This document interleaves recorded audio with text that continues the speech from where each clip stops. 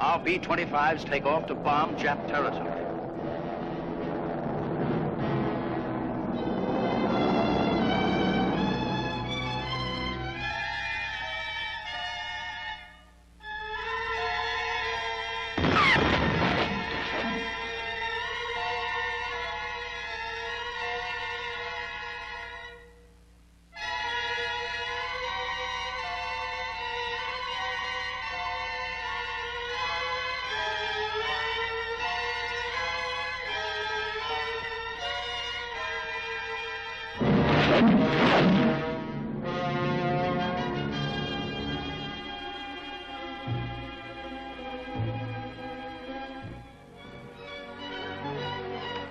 Well, boys, this is a baby you've just seen in action.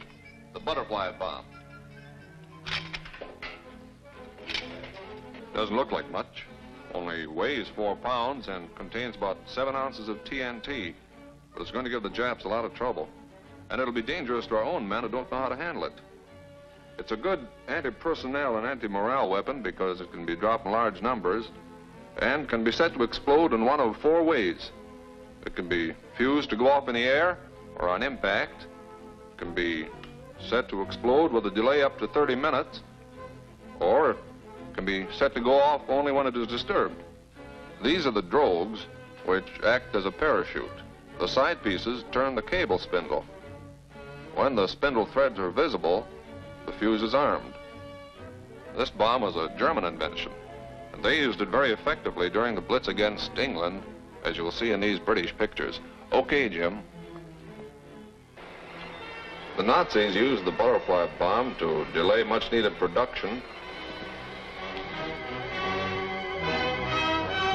They prevented the harvesting of crops by sowing death for the farmer.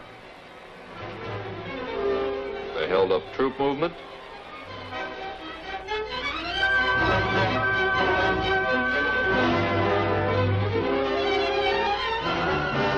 They tied up airport facilities.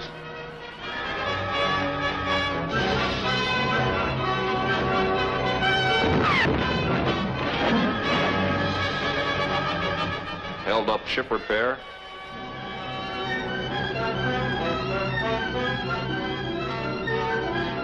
Interfered with training activities.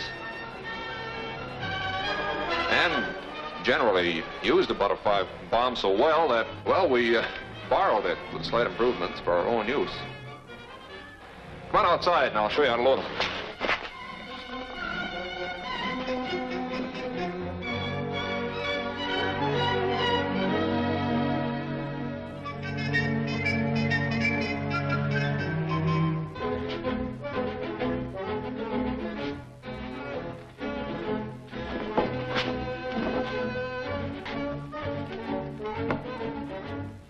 Give me a hand here.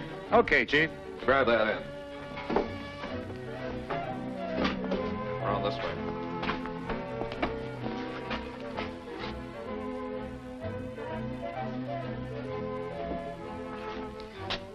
This is the M16 500-pound cluster adapter. It'll hold 90 butterfly bombs after we load it. The suspension lug guards come off before we can open the cluster adapter. You got a screwdriver, Mac? Sure, Chief.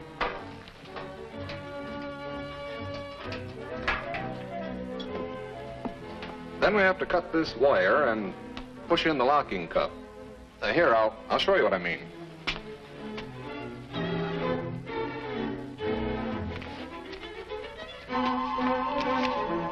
This is a cross-section drawing of the nose of the cluster adapter. Here's the wire and the locking cup which holds the top and bottom sections of the cluster adapter together.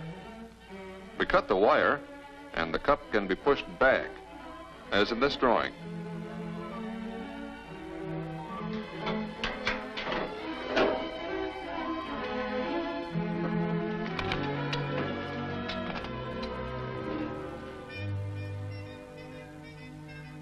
Tie a piece of twine to the locking cup so that you can pull it back to the lock position after the cluster adapter is loaded.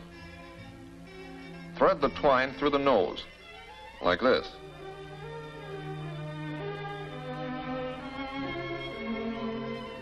The butterflies are shipped 10 to a wafer.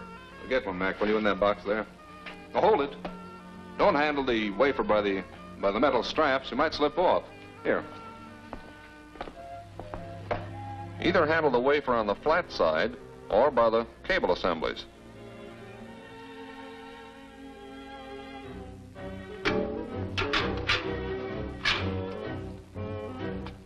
Always load the cluster from the center toward the end.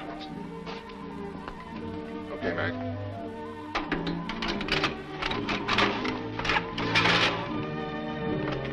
If the cluster is to be carried double suspension, the lugs are all set. If the cluster is to be carried single suspension, remove these two lugs and replace them with this longitudinal brace. Then fasten the single suspension lug on here.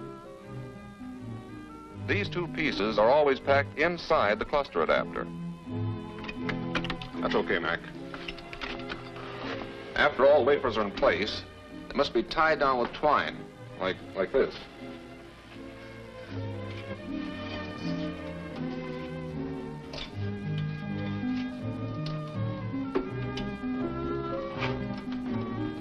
A square knot does it.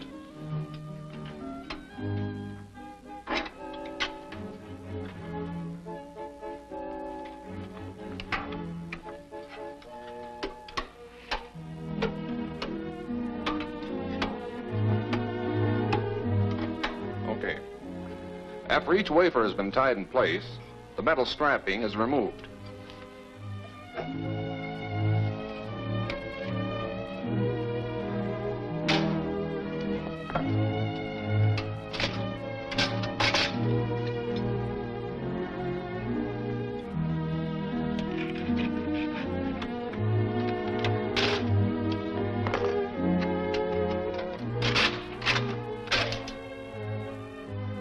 Now you try it, Mac.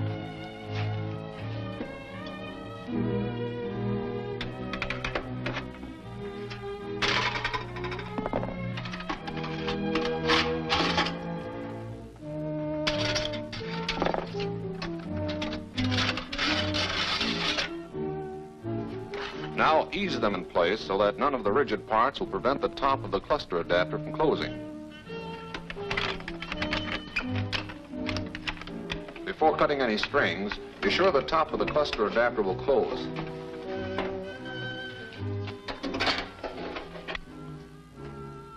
There, that seat's okay all around. Do we cut the twine now? No, first we have to pull the locking cup back into place.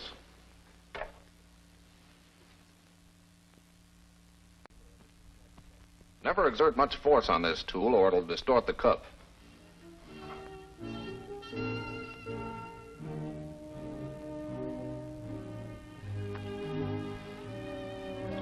Now we can cut the twine.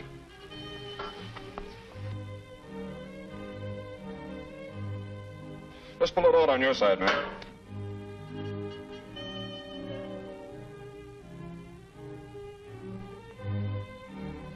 This one seems to be stuck. That's okay, just cut it off.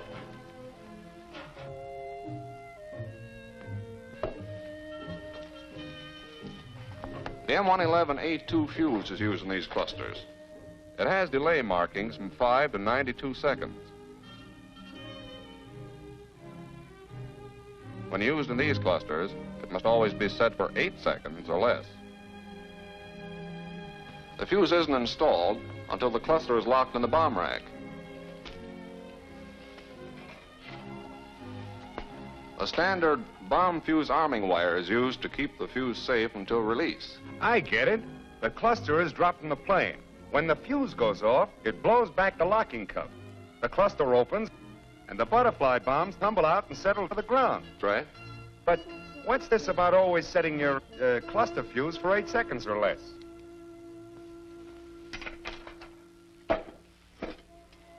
See this?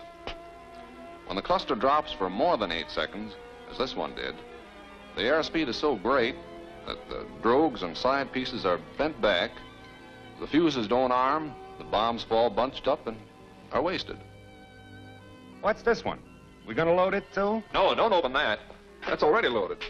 That's the M28 100-pound cluster.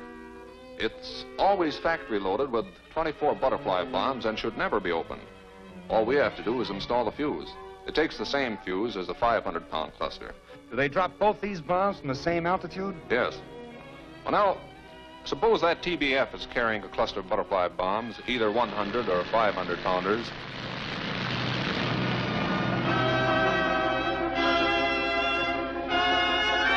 If the cluster is dropped from below 2,000 feet, the butterflies won't fall far enough to arm. If the cluster is dropped from over 5,000 feet, the butterflies will be too widely dispersed and won't cover the area efficiently. So the plane must maintain an altitude between 2,000 and 5,000 feet when the cluster is released.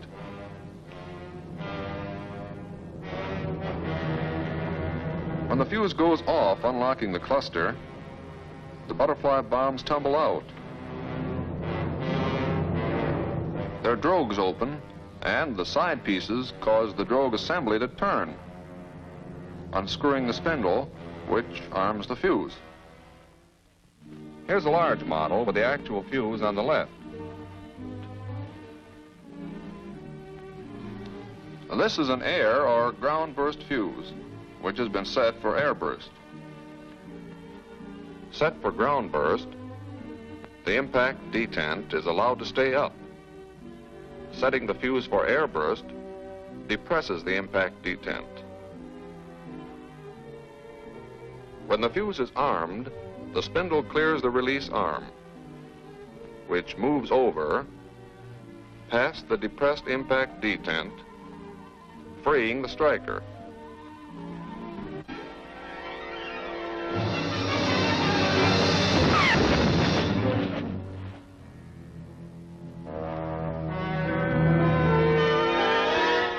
This bomb has the same type fuse, but it's been set for ground burst. It works the same way, except that the release arm is prevented from moving over to the firing position by the impact detent. On impact, inertia moves the detent down, the release arm moves over, freeing the striker.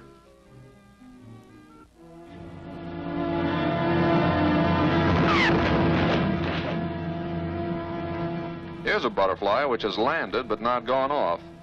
It has either a delay fuse or an anti-disturbance fuse. Neither has any visible identification. This is the delay fuse. The clockwork starts when the spindle is withdrawn to the armed position.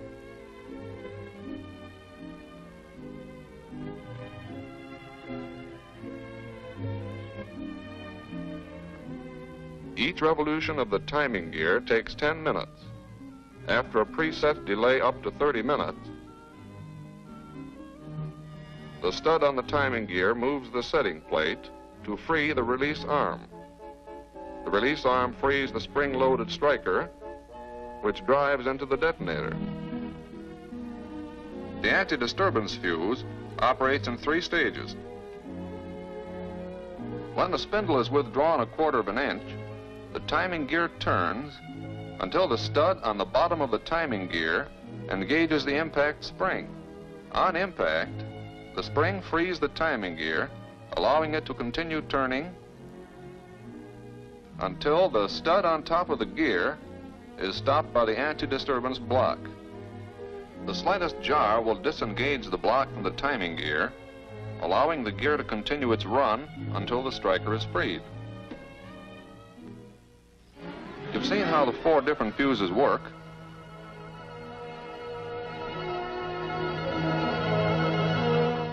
These bombs may kill up to 25 yards. They may injure up to 150 yards.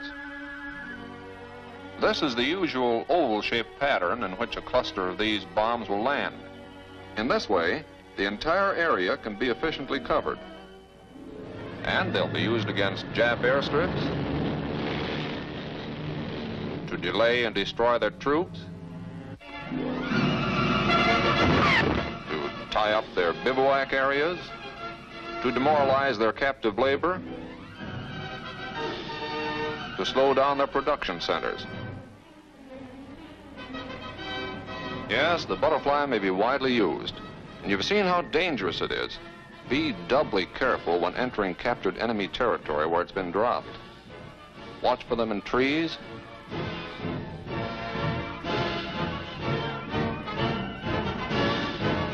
Watch for them on the ground.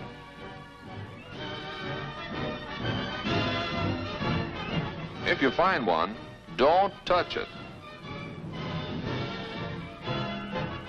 Mark it and report it to the proper authorities who will notify qualified bomb disposal personnel. Don't ever consider a butterfly bomb a dud. Don't kid yourself. This could happen to you.